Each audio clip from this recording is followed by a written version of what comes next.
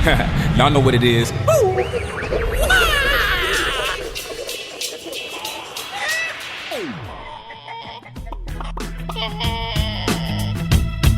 Hey everyone, and welcome back to Eggs. Today's special guest is Ken Ungar. Ken is the president and founder of Charge, a company focused on unlocking the power of sponsorships to enhance the brands and grow the businesses of the C-suite, sales workforce, and nonprofit space alike. Ken's clients and collaborators have included Honda, the Los Angeles Dodgers, Coca-Cola, Disney, and more, in addition to 50-plus professional athletes in the NFL, NASCAR, and IndyCar. Joining us today to talk about how companies can cut through the cluttered, oversaturated business marketing landscape, the most important factors to consider when choosing a corporate sponsor, how sponsorships play a role in enhancing the fan experience in sports, art, and community events, and so much more. Please join me in welcoming to the show, Ken Ungar. Hey, Ken, how are you, man? Good, Ryan. How are you? Oh, super good. And actually, for people just tuning in, I had a moment to talk with Ken right before the show. If you've been listening these last 10 weeks, it's been a little different around here. We've been playing a lot of older episodes, what we're calling Eggs Classics. And so I am thrilled to death to be doing a live interview again. So thank you so much, Ken, for coming on. You're actually the it's great first to be guy here. of 22. Happy to be here, Ryan. Thank you. Cool. Well, hey, do you mind if we just sort of start at the beginning? Will you mind laying out sort of who you are, what you do, and I guess what we're doing here? Yeah, sure. My name is Ken Ungar. I'm the president of Charge. We are a sponsorship consulting firm. We're based in Indianapolis, but we have clients all over North America. And essentially what we do is we help sponsors and properties get the most out of sponsorship. How do they solve their business problems through the marketing platform of sponsorship? So we coach, we teach, we guide, and we share our expertise so that businesses can make the most of this great marketing platform. I love that. Well, and I think it's one of those things that, the concept of sponsorship, and I'll admittedly, I'll just say I have kind of a naive approach, so I may not be totally encompassing the whole thing. But in my mind, I think when we are talking about sponsorship, it's a lot of times, partnering with a company to maybe amplify, a marketing message or something like that. And I think for a lot of people in our audience, especially small business owners and people like that who are maybe either just getting started or maybe a little further down the road, I think this conversation will be really valuable. Yeah, because people think that sponsorship sometimes is just for the large organizations or for large sports, but sponsorship happens at every level, in every region, in every locale. So it doesn't really matter what size your organization is, for profit, not for profit. Sponsorship is something that you could take advantage of as a business owner. Yeah, no, I think that's great. And so maybe let's talk about some of the virtues of doing this, right? I mean, why would we choose sponsorship as a marketing channel in the first place? Yeah, that's a great question. And there are a few reasons. Sponsorship at its core is a co-promotional relationship, because both the sponsor and the entity being sponsored, and we often call them the property. So the sponsor and the property are both promoting each other. So that's the first difference. So if you're advertising, say, on the evening news, you might run your commercial between news segments, but the newscast is not promoting you. Really, it's just you speaking through the commercial to the audience. And another thing, if someone else is promoting you, if a property is promoting a sponsor, that's also more credible than just a straight up advertisement, because in an advertisement, you're saying, hey, my product is great, buy it. But if someone else is saying, hey, Ryan's product is really great, you should buy it, that's a lot more credibility. So in sponsorships, it tends to be pretty effective because there's that third-party validation that goes on as part of the process. Okay, yeah, that makes a lot of sense. Well, and so then maybe a good question or a good place to start is sort of like how and when to actually approach a sponsor, or when do I know I need one? So, I mean, we've seen versions of this, right? Where, I don't know, you're putting together a community event and you go to your local businesses and ask them to contribute money or resources or whatever. And, to your point about sort of third party, recognition of what you're doing, that does sort of lend credibility to your event, for example, right? If you have a bunch of local businesses backing you, well, then, it seems like, okay, maybe we can trust you. And so, but if you're a small business owner, like how and when is the time? Yeah, exactly. That to your last point, that's really impactful. So if you're a community event and you have the largest bank in the region that's a sponsor of your event, like it matters who you stand on stage with, right? So it tells your audience that, hey, this event must be a big deal because that largest bank in the region is a sponsor. So essentially, it's time when a couple things happen. One, you have to have really great marketing and a strong brand to begin with. And again, it doesn't matter what size you are, but you really have to, cross, all the T's and dot all the I's in terms of your marketing, because your sponsor is looking to use you to market themselves, right? To share their message with their future customer base through you. So your marketing has to be really great, and you have to have a strong brand. So if you don't have either of those, it's not time for you to have a sponsor, probably. And then the second thing is you really got to know your audience. So if you, in the example that you gave, if you're a community event, you have to know who is the audience attending, what's their demographic. So what age are they? What gender are they? Where do they live? All those types of things, as well as kind of what we call their psychographics or their habits. What do they like? Do they like to go camping in their off time? All those different things. You have to really know your audience, because you get to share that with a sponsor, because the sponsor is looking for its customers in your audience. So again, if you're a community event and you don't know who's showing up to your event, you're going to have a tough time attracting a sponsor. And then the final thing is, when you're looking for a sponsor and you approach them, you want to know what problem that sponsor is trying to solve, because they're using their marketing money through sponsorship to solve some problem. So are they trying to sell more product? Are they trying to improve the appearance of their brand or something like that? You have to know what they're trying to solve, so you, as that community event, that property, knows how to solve it through sponsorship. Okay. Yeah, no, I think that's really helpful, because I think, back to the example of the kid, running a local event or something, I think there's a little bit of, maybe a charitable aspect to that, where somebody is just saying, okay, I want to contribute to this community event or support this kid or, whatever it is. But at the point they're doing it with the motivation of, hey, I'm trying to drive new business, and maybe even in some of these charitable cases they are, if it is the local bank or whatever, they may be trying to appeal to the parents of this child or, the people around the community. So I guess there's a charitable aspect of it, but at the same time, there's definitely a profit motive. And I think that that's really important to call out, this idea that, it's not just about giving you money because we believe in your cause. We are actually trying to identify our people in your, event or your product. Yeah, that's a really important point, right? And we see that in not-for-profit corporate sponsorship. So there's a clear distinction between donation and sponsorship, right? So the feel good or donation aspect of sponsorship really doesn't make it a sponsorship. It makes it a donation, where, a company may not be looking for recognition. They're just doing good for good sake.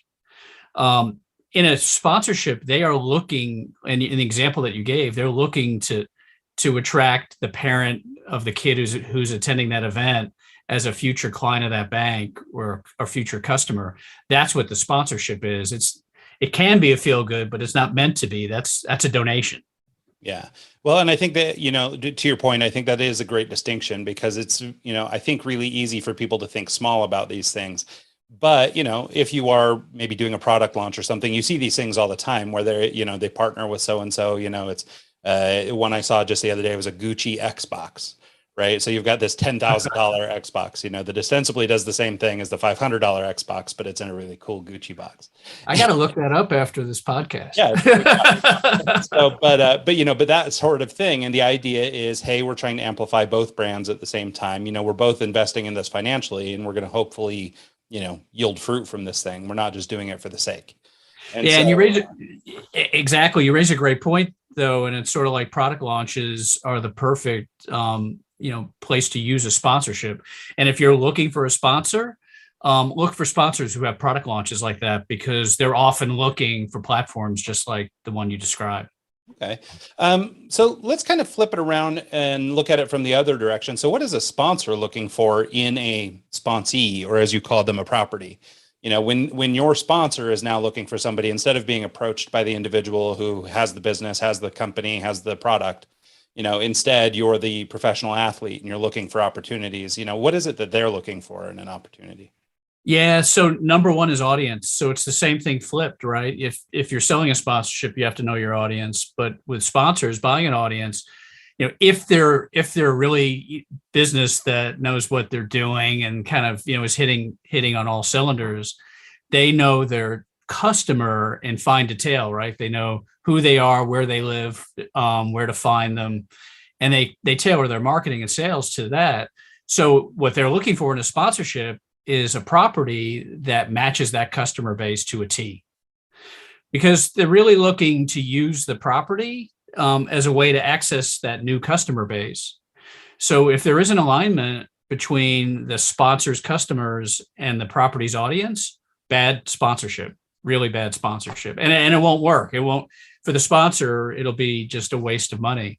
So the sponsor kind of starts out, where can I find my customers? Where do they hang out? So if they hang out at baseball games, I'm going to sponsor AAA baseball or Little League or Major League Baseball. If they go camping, I'm going to, find organizations that organize camping outings, that type of thing. Okay. So can you talk a little bit about maybe sort of the differences in working with, like, I guess, a company, I'm thinking of like a Coca-Cola or somebody, versus working with like a professional athlete, for example? I imagine that there's maybe some differences just given sort of the nature of, you're working with a human being versus working with a brand. I mean, can you speak to that at all? Yeah, that's a great point. And the distinction's pretty strong, right? So Coca-Cola has two brands, right? They have their corporate brand, but they also have the brand of each different soda that they sell: Diet Coke, Coke Zero. And those brands are pretty tangible, right? You know how Coke tastes, and what the can looks like, and all those different things.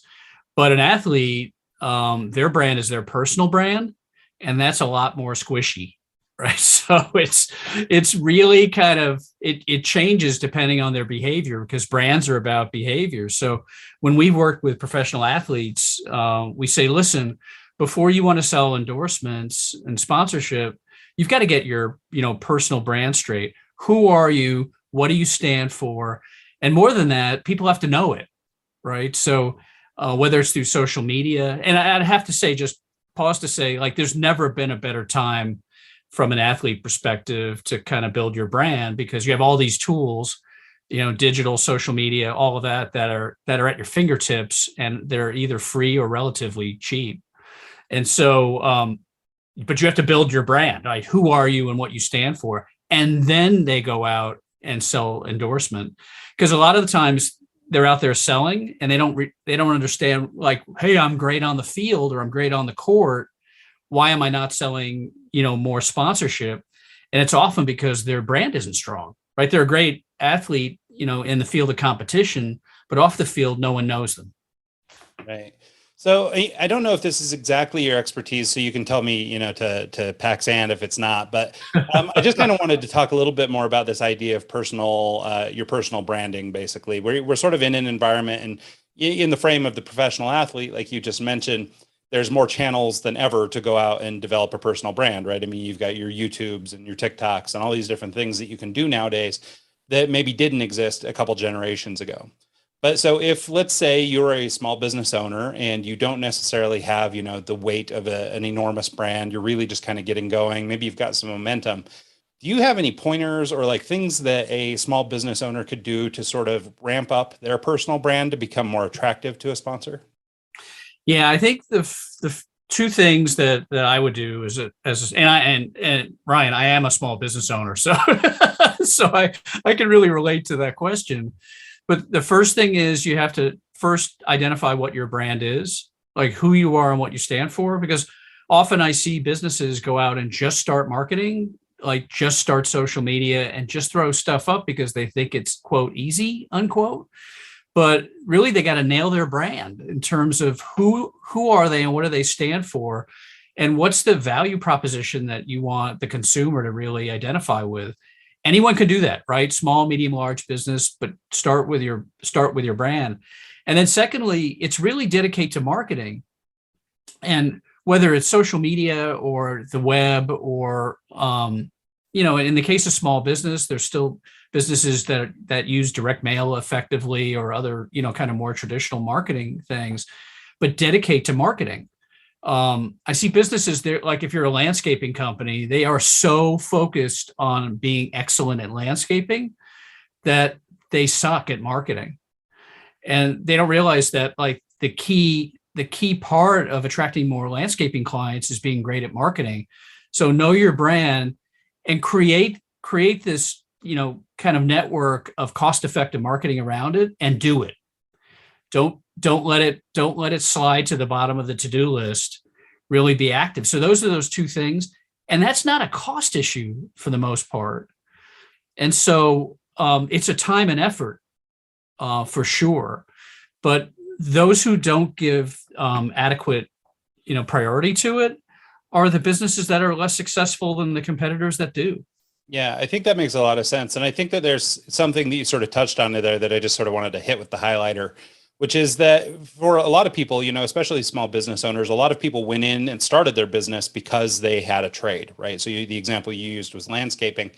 And so, in the event you opened a landscaping business because you happen to be good at landscaping, or you that's a passion of yours, or you love it, or whatever, those people, to your point, aren't necessarily marketers, right? They didn't start the business with the foundation. And I can even speak from my own experience in my business.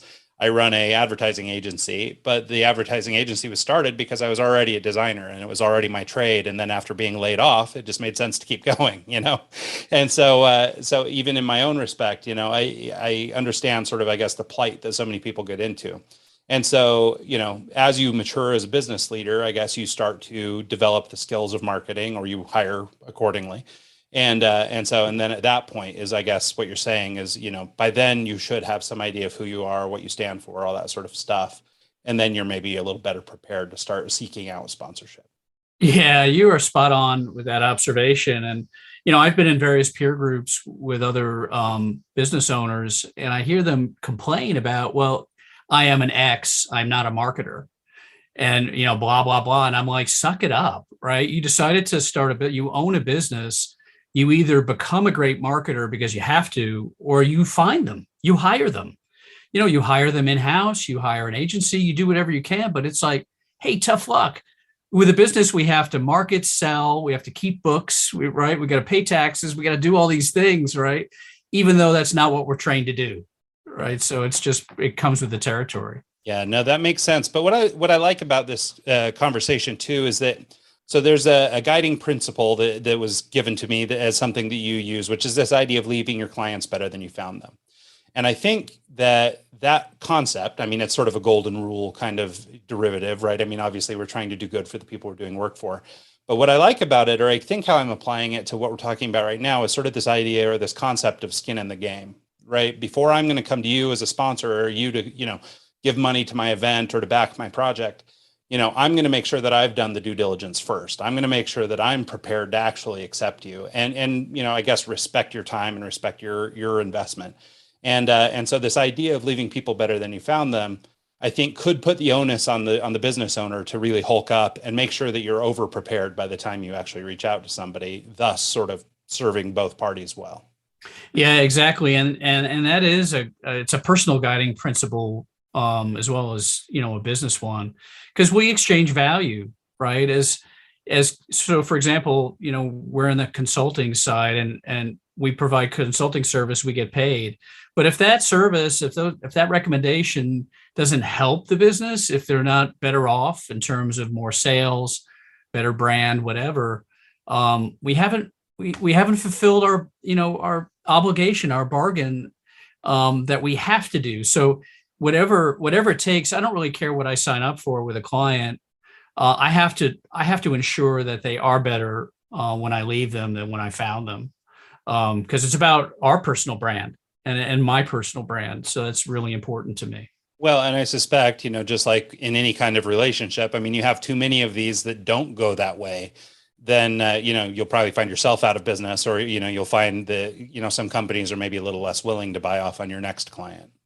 Right, exactly. And so when I tell people, especially who are selling sponsorship, and that includes smaller organizations, that you have to be ready to follow through on the promises you made in the sponsorship and designate at least one person in your team, at least one. So if you have a one person shop, that's you. If you have a 3-person shop, pick one who is going to fulfill the promises of the sponsorship. Because once the sponsor cuts that check and you get that check in the mail, there's this little happy dance you get when you've sold the sponsorship and you get your check. But that's only the beginning, not the end. And so if the sponsor hasn't solved their problem, you haven't done your job. So who is that one person in your organization that will ensure that the sponsor solves their problem? Okay. Yeah, no, that's great. So I wanted to ask you a little bit about, I guess, I don't know how better to frame this other than maybe just like prospecting. So, you mentioned earlier that one of the key factors in like a sponsor coming along or you encouraging, or getting a sponsor is, the audience that you have, and typically, or at least in my mind, when you say audience, I'm thinking volume, I'm thinking, demographic, psychographic, that kind of thing. But it's, it's how many people can I hit, right? The idea is we're amplifying our message here. So, right. But what if you have done the due diligence to manage your personal brand? What if you have, you know who you are and what you stand for, all these things that we've sort of been going through. But you haven't yet got to a point where you've got much of an audience. Are there other tools or other things or, other things of value to a prospective sponsor that they could find value in that might, I don't have 10 million followers, but I have 1,000 truly dedicated followers. Like, I mean, is there other incentives for sponsors besides just strictly, a massive audience, for example? No, probably not. So here's that dynamic. So if that property is just starting out, they're looking to sell sponsorship, they don't have a big audience, they don't have really a lot to show for their track record, and they don't have a strong brand. So putting yourself in the sponsor shoes, what do they have to offer? I'm a sponsor that's looking, I need to sell more product. Like if I'm a beer company, I got to move cases of beer, every quarter with all the supermarkets or the liquor stores that I sell through. And if that property has an audience that's small or they're not really engaged or they're not going to provide much value, how are they going to buy enough product to justify whatever check that I cut to you as a sponsor? The flip side is that sometimes those sponsors who are new, sponsors who don't have much of an audience, can be of value to a property because they can often donate product, right? There might be a product if you're an event and it's a new waste management company, but you need your trash removed from the event site. It might be worthwhile for you to trade, like do an in-kind trade for sponsorship. We'll give you a sponsorship position. You're the official waste management company of our event, and you haul away our trash for free. So new sponsors, potentially, yes, but new properties, not very often. Okay.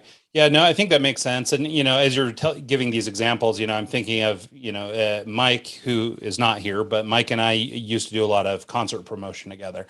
And, so we were constantly working with companies like this, right? Energy drink sponsors and people like that who would provide a bunch of free product for the musical acts.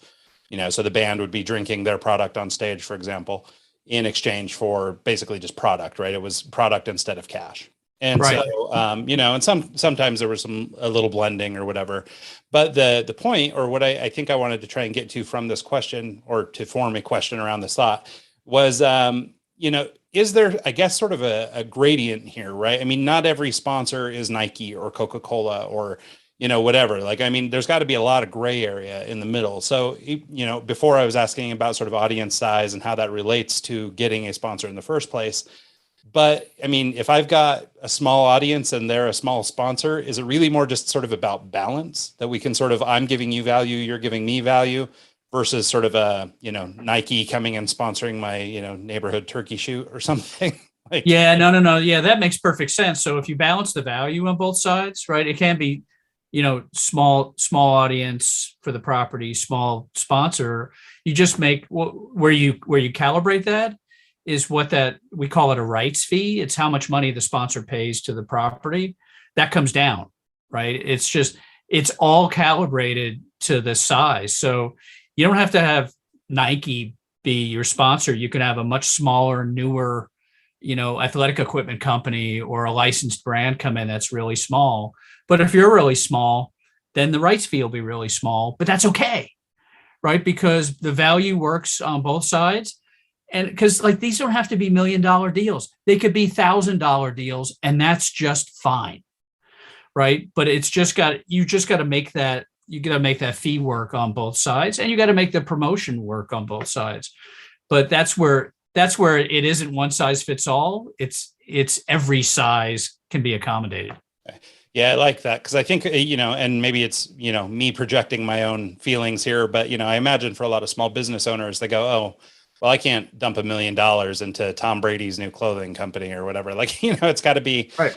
But this idea that, oh, okay, well, but maybe there's a neighborhood shop that would be, up for this, or maybe, maybe it is a national brand still, but it's, somebody who's more accessible to you. So I think that, discussing this range, I think, is useful for people.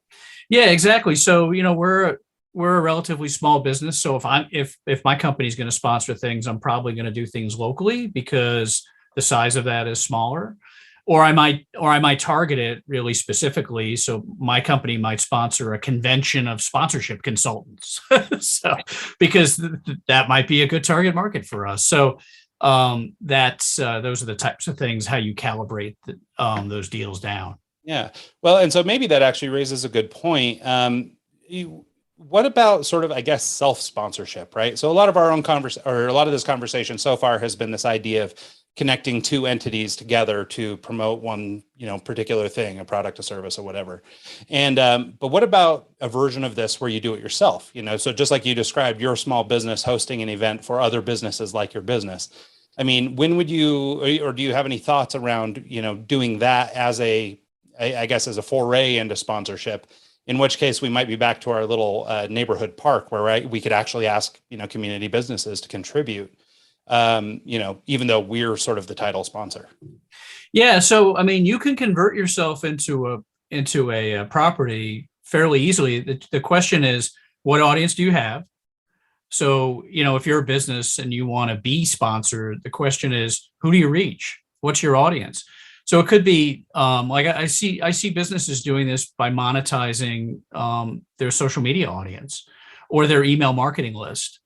So a lot of times, what we've seen probably in the last 5 years is this explosion of inbound marketing and inbound marketing companies that kind of specialize in connecting businesses to their customers through email. Well, what happens is over time, a business can develop a list of thousands and thousands of customers, right? As long as there's permission to market to them, you can gain a sponsor by really kind of monetizing that email list. Again, you got to do it appropriately, and you have to do it with permission because people don't want their name and email address sold willy-nilly. You have a user agreement to kind of regulate that. But still, those are the types of things that me as a business can do if I have an audience, right? So it all started, I mentioned at the top of our chat, Ryan, is that it's all about audience. So if you got it, you got something to sell. Okay. Yeah, fair enough. I wonder, so I think we've done a pretty decent job of sort of explaining, what sponsorship looks like and how, maybe some of the hows and the whys we might use it, or what, how we could, I guess, engage or prepare ourselves to engage with a potential sponsor. But do you have you've been at this a long time. Do you mind sharing any examples that you've got of sort of like how this worked out well, or maybe how it totally flopped, just as, a way for us to avoid these kind of problems in the future? Yeah. On the well side, there have been some in my career that have turned out really well. One that comes to mind is a company that sells private jets. And it's really a really small market, right? Private jets, they're kind of, 4 million plus, all the way to tens of millions of dollars. So how do you reach the audience of people who are in the market to buy private jets? Well, this particular company, the answer was, we need to be in auto racing. And the reason is their customers are in auto racing because virtually every team has to move around the country and sometime between countries at will, right? They can't rely on the airlines. and drivers, who are in many cases very highly compensated celebrities, also don't want to travel on airlines. They want to do private. They want to fly by private jets. So this company sponsored the Indianapolis Motor Speedway and the IndyCar series, and really got access to both the team owners and the drivers, who then purchased jets, because part of sponsorship is access, right? So in the end, this company sold so many jets through this process that they had a 32-to-1 return on investment. So for every $1 million they spent on the sponsorship, they got back 32 million in jets that they sold. So that's often like access, and then kind of borrowing the image of the property, right? That's why I talked about brands are really important. So just to segue just for a second, if I'm a baseball fan and I love the Chicago Cubs, right? A sponsor of the Chicago Cubs, right? I, as a Cubs fan, I'm going to love that sponsor because they sponsor the Cubs.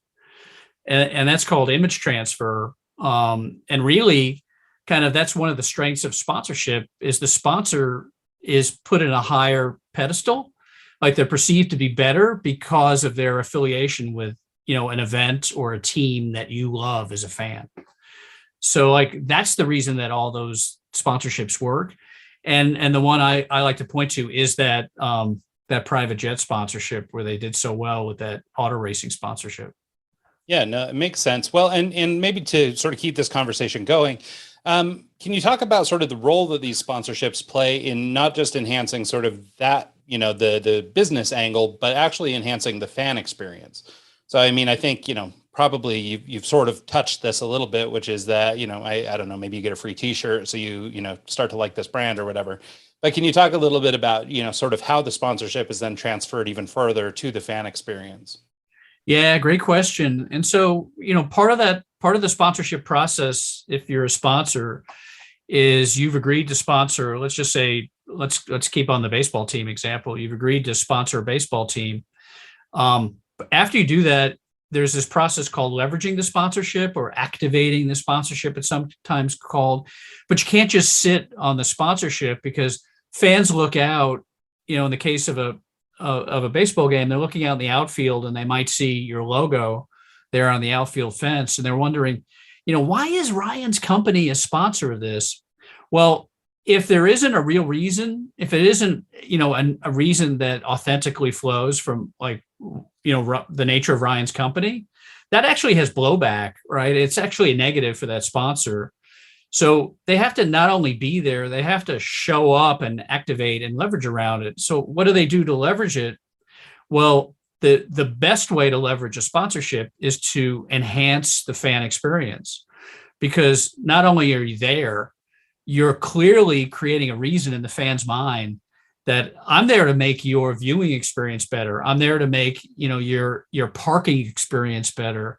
I'm there to help, I'm providing free Wi-Fi so that you can stay connected, on your phone during the game and pull down stats about the game or all those different things.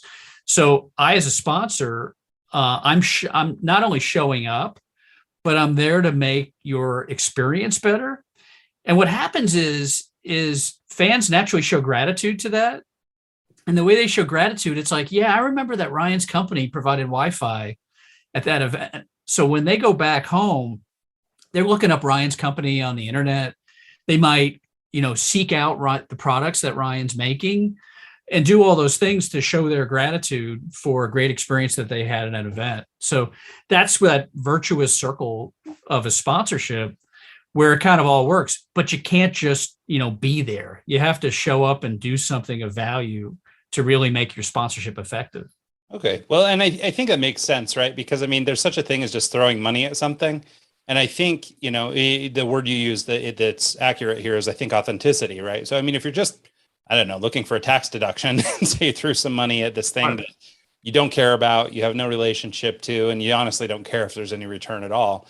I think that sort of comes through. Like, people will be able to sort of sniff that out. It's surprising how even just like a little flippant thing like that, like the example you used at the ballpark, could actually do more harm than good.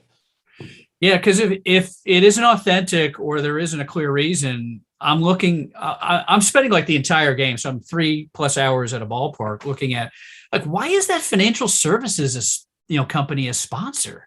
That makes no sense. They haven't spoken to me. They haven't explained why they're a baseball sponsor. That just, that is oil and water. That just, doesn't make sense. And so I'm less inclined to even trust that sponsor because they just showed up. It's almost like an advertisement, like a 30-second, advertisement, on primetime television. It's like, tune it out, right? It's so dissonant in my mind. Like I can't, as a consumer, make sense of it. That click, I'll never think of that financial services company again if I think of them at all. Yeah, no, it makes perfect sense. I mean, to use your example, seeing a financial planner's, logo out on the field versus like, I don't know, Rawling or Louisville Slugger or something like, okay, well, all of a sudden this makes perfect sense. Of course, Rawlings is sponsoring this event, right? They want us to buy their gloves or Right. whatever, so it makes perfect sense. But if you can't do the math, then it's difficult to make that connection in our mind. Exactly. That's exactly it. One thing I wanted to get into, so we've spent a lot of this conversation sort of, I think, talking about sort of the for-profit world. But I wondered if you wouldn't mind talking about if there are any sort of nuances for the nonprofit world. So if you're a nonprofit company and you're trying to engage with sponsorship, are there any pitfalls in particular that we should be looking out for, or things that we need to be aware of when looking for a sponsor for a nonprofit? Yeah, and I love the nonprofit sponsorship world. I see the trend lines for nonprofits are going in the right direction, and they've even accelerated as a result of the economics around the pandemic that we're experiencing. That nonprofit corporate sponsorship is only going to increase in prevalence in the years ahead. And so for a nonprofit thinking about sponsorship, there are two different ways to think about it. First, they should either think about it like a for-profit company, meaning that a not-for-profit has to solve the same business challenge as a for-profit property, right? The sponsor of a nonprofit is looking to solve a business problem. If they're not looking to solve a business problem, that's a donation. So, and we see that, and there's a lot of confusion, right? And I'm on a nonprofit board, so even I see it in the nonprofit that that I work with directly, and so whether it's your charitable gala or a 5K run, if those companies that are sponsoring it are not looking for either recognition or co-promotion from the not-for-profit, that's not a sponsorship; it's a donation. So the first thing is think about it like a for-profit, meaning that the sponsor has a business problem. How, as a not-for-profit, can I solve it? And you can usually solve it through access to your audience. And I think that that's a really kind of key issue, is that know your audience, even as a nonprofit, because that's how you access the sponsorship, through a traditional sponsorship. The other kind of sponsorship that nonprofits can think of are what I call purpose-driven sponsorships. Now, in this case, the company is looking for recognition for supporting your cause.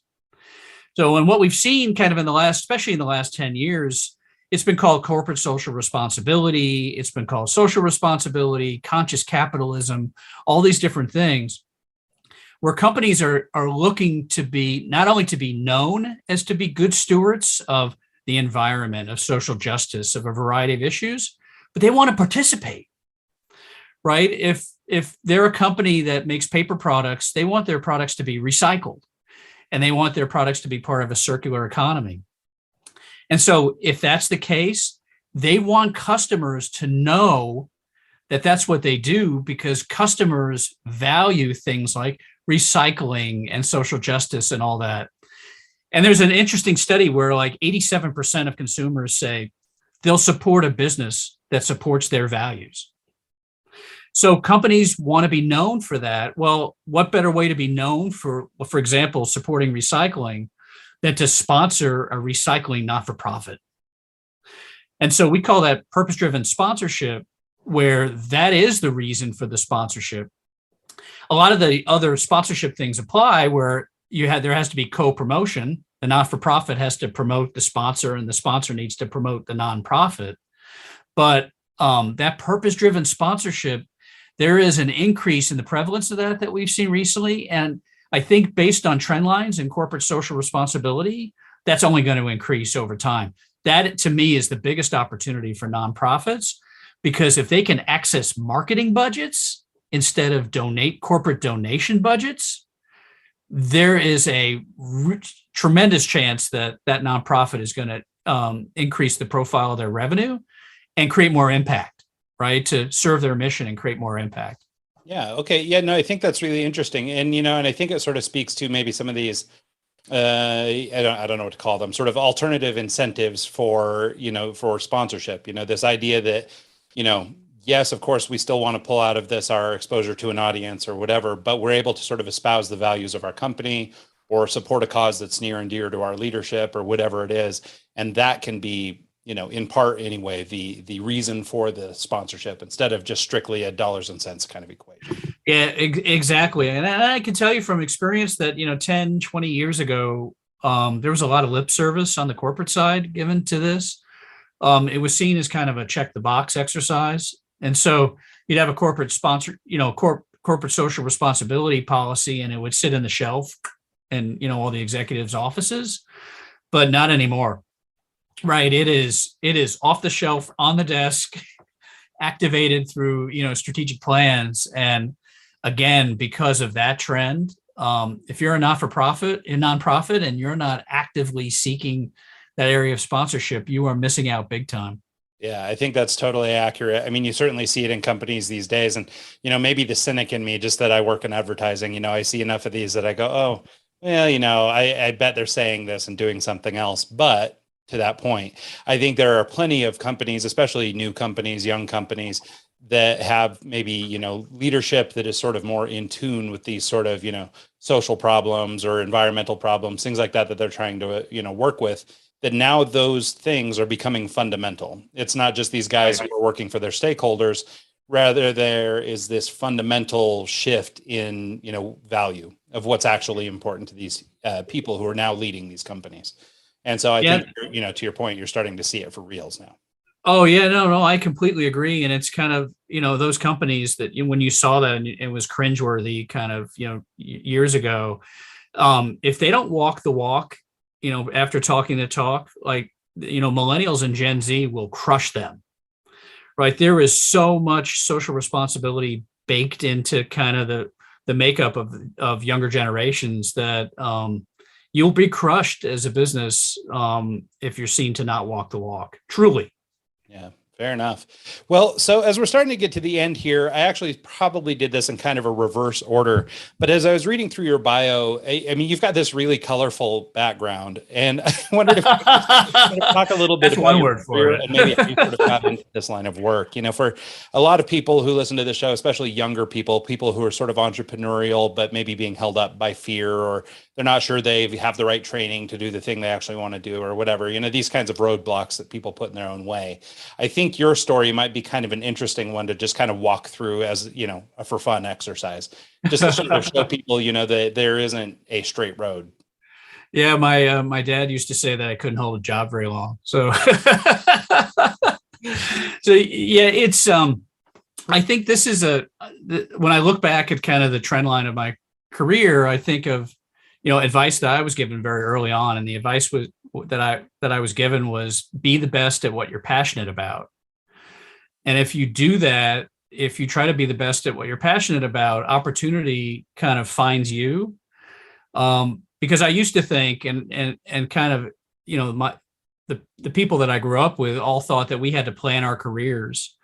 And that was the furthest thing that actually happened to me. So I started out, I went to college and I went to law school, and then fresh out of law school, I thought I wanted to be a lawyer.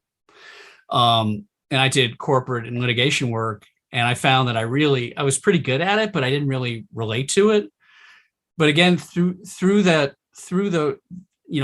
I was really good at doing things I was passionate about. And one of the things I was passionate about was volunteering for political campaigns kind of in the evening, because I always loved politics. My degree in college was political science. But through that, I met people who ended up working in the governor's office in Indiana. And so next thing I know, I was offered a position to join the governor's office. And so I went from law, and I didn't seek it out. It sought me out. I went from law to government. And through government, I found that I really love operations and kind of the business side of government, of strategy and planning and service and, serving people. And I was serving taxpayers in state government, but I really loved that.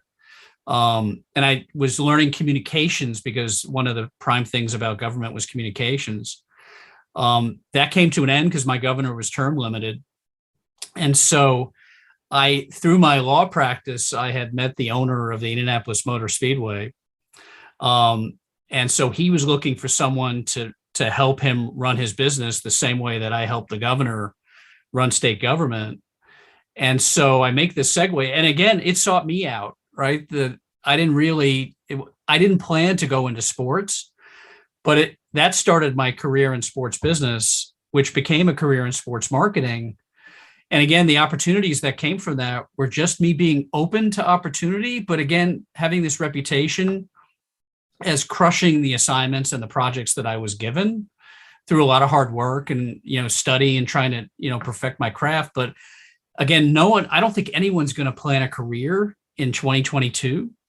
I think though, and I look back and now I'm a sponsorship consultant and I started off as a lawyer, which is crazy. But if you're passionate about it, and that shows in the quality of what you do, and you're open to opportunity and you network and you talk to people and you volunteer. I think volunteering is so important, to give of your time for free. If you give, you'll find you'll get naturally. You don't have to seek to get, it'll come to you.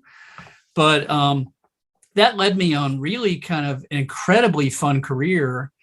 I mean, government and auto racing and sports and baseball and all the different hockey and football and all the different things that I've done, sponsorship, all came from just being open to that.